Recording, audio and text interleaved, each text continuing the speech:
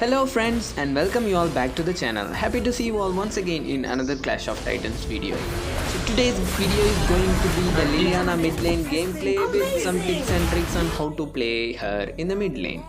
And also we are trying out the new skin for her, that Seaside Surfer. So it is the next codex skin. So I am using the trial card for that skin. The skin is pretty good, guys. The effect is also pretty neat and awesome, like with water effects, and it is like a little bit different than other skins or other skins of her.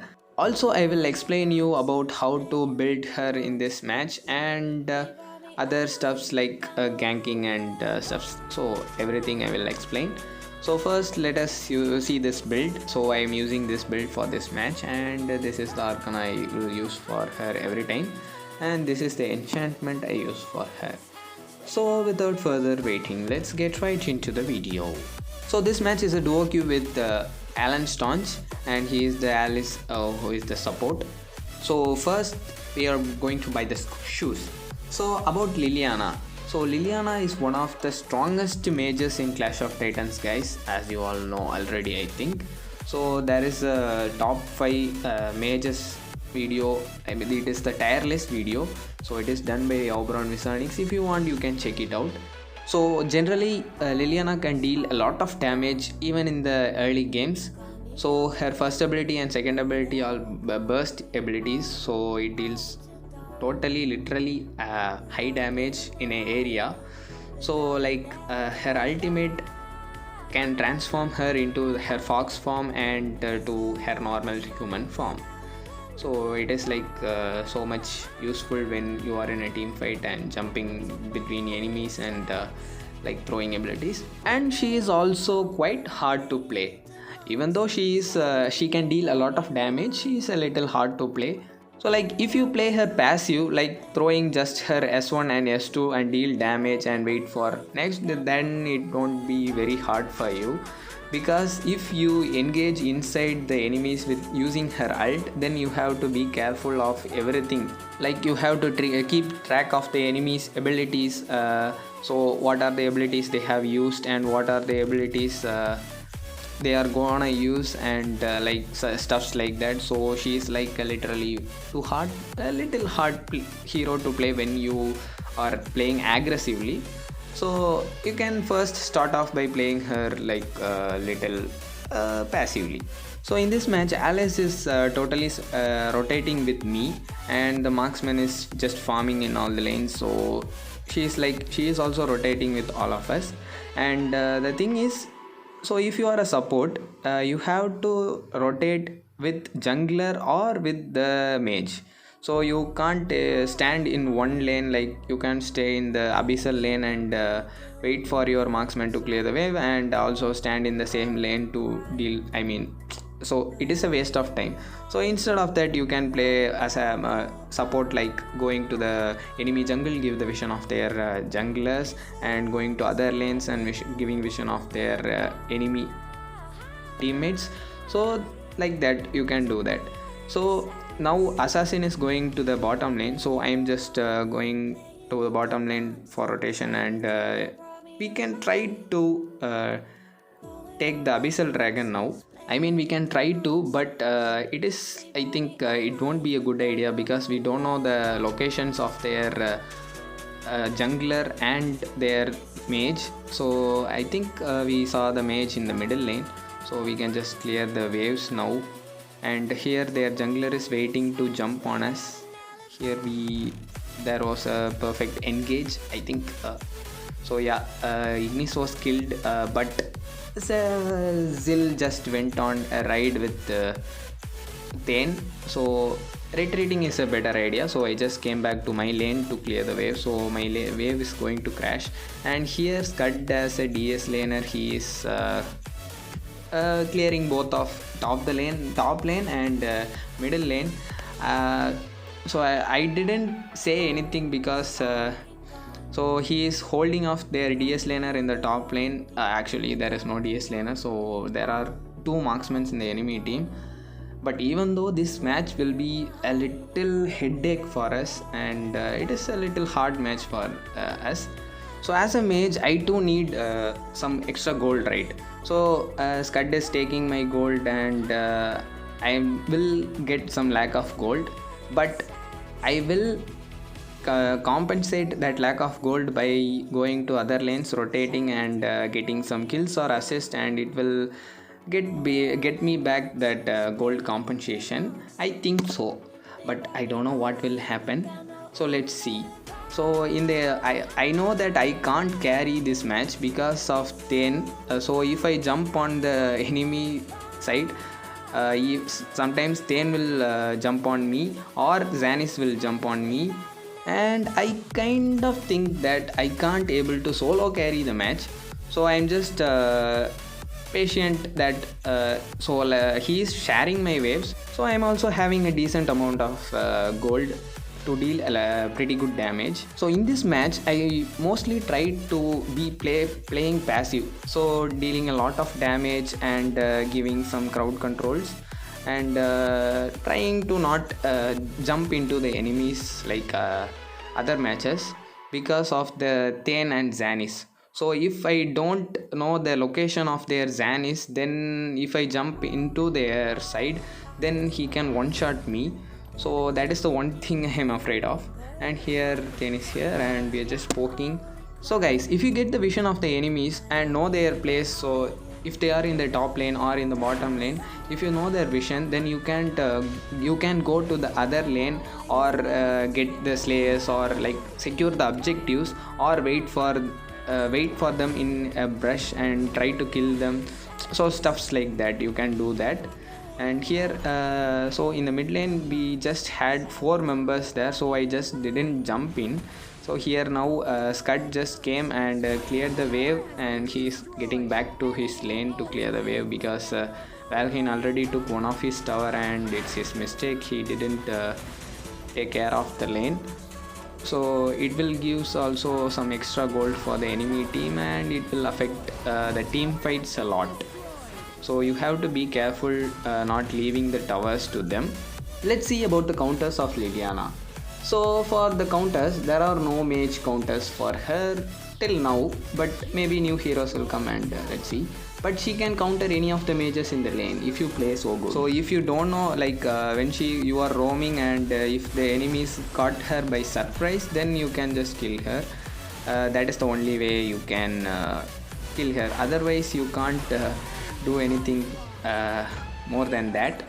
So as I said before, there is like 0 counters for her now, but there will be new titans soon, right? So maybe they will come and will be there. Counters will be there for her in the future, so don't worry. So then Liliana is perfect for which team composition? So I can tell you that. So she's like very good for diving type team composition, guys. So dive comp means like Thane is for defense comp, and Lumber is for dive comp. So if he uses his ults and everyone jump on the enemies and finish them off, and Alice is also a dive comp hero. So if she uses her ult and silences the enemies, that within that 1 second our teammates will jump on the enemies and took them off. So dive comp titans in DS lane includes Zuka, Astrid, Irie, so like these heroes. So you can't jump inside single-handedly and took off the enemies and come out. So you need some help from your team. So if you are going for a defense comp, she is also pretty good against with a defense comp. So you can use her S1 and S2 when she was in the normal, human form. So she is perfect for both the comps. But if you are an aggressive Liliana player, better she would be best for dive comp. So I would prefer the dive comp team to pick Liliana. So in this match we are going for a dive comp. So Scud will jump in and took as much as damage, and then Zill and Liliana will go inside and deal a lot of damage and finish off the enemies and come back. And during that time Alice will help us with silencing and stunning the enemies. So it is like a bit defense comp, but also it is mostly a dive comp. So for the dive and defense comp, I can explain you later with another videos, or else there will be videos in the Oberon Seronix channel, so you can check it out. So in the last engage our teammates died, and after that I did a mistake, so I jumped in and my brain was dead, and I'm also dead there, so I can't retreat back. So it is the dumb thing to do, guys, don't do it. So if your teammates died or they are calling for a retreat, you have to go back. So here I am typing that kill their marksman, their primary marksman, that is Caffany, first. So she is having the highest gold in their entire team, so we have to take care of her. So if we kill her first, then it would be easy to win the match, win the team fight. So after that we can go for other objectives like their other players. So first target is killing their marksman, that is their Caffany. So Valheim is their DS laner. Here 5 of the enemies are here, and this is not the perfect time to jump in, so I just didn't jump in. So I used my S1 and S2 to clear the waves, and here our Dark Slayer is standing there, so I am just trying to clear the Slayer, and that was the wow damage. So there is no damage for I am dealing to Dark Slayer. So the enemy team are trying to push the mid tower, but our Zil just gave his full life, devoted his full life for saving this tower. So I just clear the waves, so before they come here to attack the tower. And it was also the good thing done by him in this match. It was also one of the, don't think that it is the only thing. And let's see, now my teammates are alive and only one is dead, so we can try to farm as much as possible before the enemies make another one gank and try to kill us. So I'm just going for Arctic Orb and for Staff of Null. So in the late game, guys, you should play safe with the mage. So if you are a mage player, you should play safe in the late games, because if you die, then the enemy teammates also die. Our teammates also die in a team fight. Then there will be 0 persons to save the towers, like clear the minions and do stuffs like that. So mages are the only guys who can deal lot of damage and clear the waves, minion waves, with one scoop. Then if you are passed away, then there will be no one to clear the wave. So except if you have marksmen with burst damage abilities who can clear out the minions before they entering, like Wisp, Caffany. So the enemy team is having Caffany, so don't say that we have Caffany, and heroes like that. So you have to play safe. And in the last fight, I just tried to kill their marksman, but she used her bow slaughter, and now my team is scolding me for buying anti-heal, and I literally thought that from the start of the game. So we have like Zanis, Ignis, and Thane's passive is also a healing, so you can counter it with anti-healing. So I thought Alice just already bought Tome of Reaper, but she didn't. I don't know why she didn't bought Tome of Reaper. As a support, she should have bought it first. So if she bought it first, then the enemy team's healing effects will be reduced, and there may be a chance we should have ended this match before this time, and we lost the bottom tower because of my noobness. Okay, leave it, and we got some more gold with that. And now we are going for the Tome of Reaper, and so Zil said to buy the anti-heal years ago, and still now Alice is not buying the Tome of Reaper. I don't know why, she is just avoiding. So I'm going for Tome of Reaper, so one Tome of Reaper is enough for one team. So I think that is what she thinks of. Now we gave birth to the Slayer, so we can try to push, and here comes the Xanis, and so guys, now their assassin is dead, and there is only 3 people. So if we manage to kill them 3, then we could have ended the match very easily. But before that, they just cleared the wave. So Ignis is one of the most annoying heroes, not in a team fight, but clearing the waves. So he can just throw all his abilities, and he has like a very low cooldown.